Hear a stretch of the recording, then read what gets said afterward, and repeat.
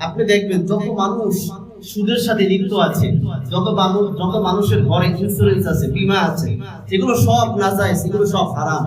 যত মানুষের মেয়াদকালীন যে বীমা করা আছে, ব্যাংকে জমা দেয়, আপনি 5 বছরের ভিতরে 5 লাখ টাকা জমাবেন, 5 বছর পরে গিয়ে 10 লাখ টাকা পাবেন, সবগুলো হারাম।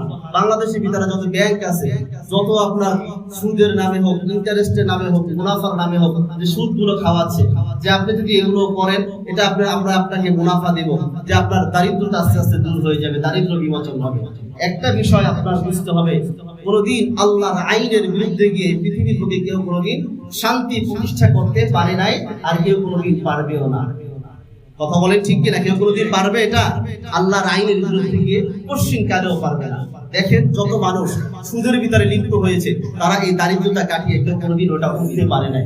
হয়তো সে বাহ্যিকভাবে উঠলেও তার এই সম্পদ কোনদিন স্থায়ী হবে না, কারো না কারো হাতে